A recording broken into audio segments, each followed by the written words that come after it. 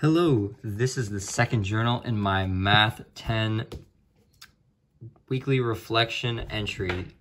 Today we're going to be looking at one of the most important, not necessarily difficult, but the most important parts of this first unit, and that is the four exponent laws.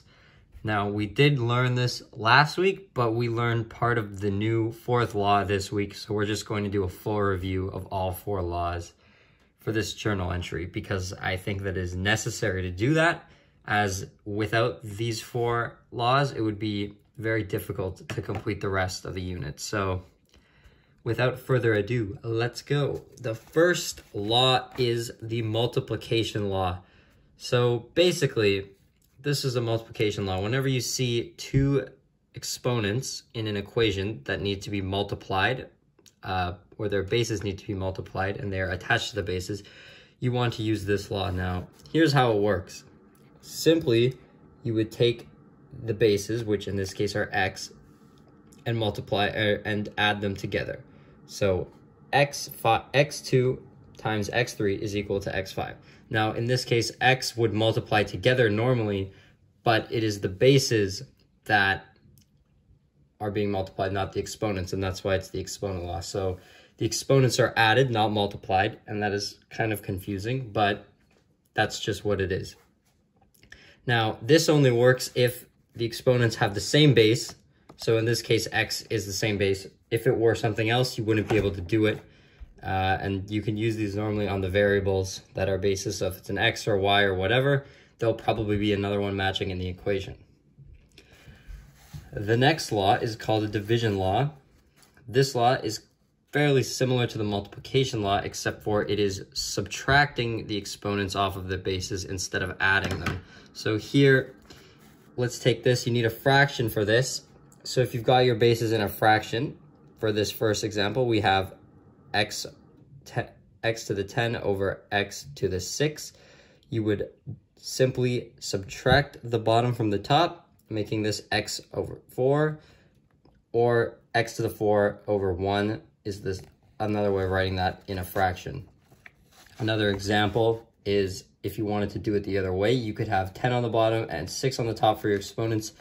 You would then subtract the top from the bottom, and that would just move the 1 in the fraction, x to the 4, to the top side rather than the bottom. Exponents must have the same base again. So, yep, same thing as the multiplication law for that. If x is not the same on the top and the bottom, then you cannot use this law. Next, we have the power law. This one is not the same as the last two in that it uses different stuff. It uses multiplication, not addition or subtraction. So here, if you have your exponent in brackets on its base, so here x to the 2, and then outside the brackets you have another exponent, which is 4, you would simply multiply the exponent attached to the base to the exponent on the outside of the equation.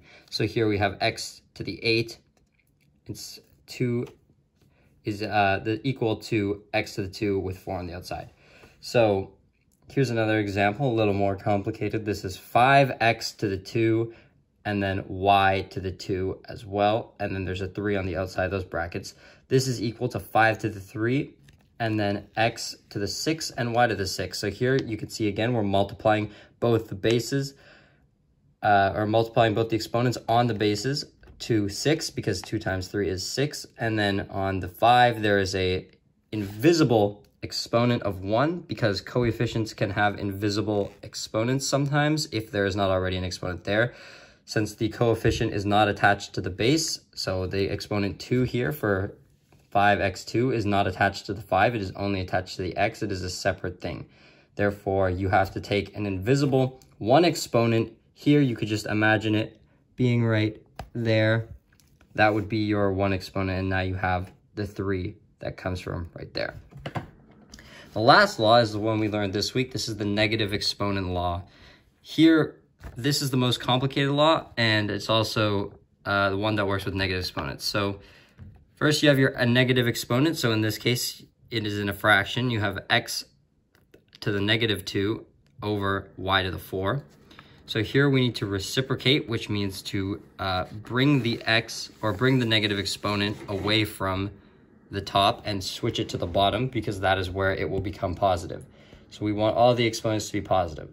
So here, simply you move the x to the -2 to the bottom, and it becomes x to the 2, and it slots in right beside y to the 4, and it makes that equation, or that result. And then over here we have another example where both are negative. In this case, since both sides are negative, you have y to the -4 as well as x to the -2 again. You don't keep them together. You would flip both of them because they both need to be reciprocated to the other side, and that would make it y to the 4 over x to the 2 as the result of this equation, or the answer. So anyways, that is all 4 of the laws: the multiplication law, the division law, the power law, and the negative exponent law. Once you've learned this, you start combining all 4 laws together in these big equations, and that's why you need to learn them by themselves first, because if you haven't done that, then it becomes extremely difficult to finish some of the bigger equations where you have to apply all 4 in orders. Although in those big equations, the order doesn't matter as much as it would in a normal sort of equation where you would use BEDMAS. Here, we're just taking the laws and trying to apply them. So yeah, that's the crash course basics on the 4 exponent laws for my second week journal entry in math.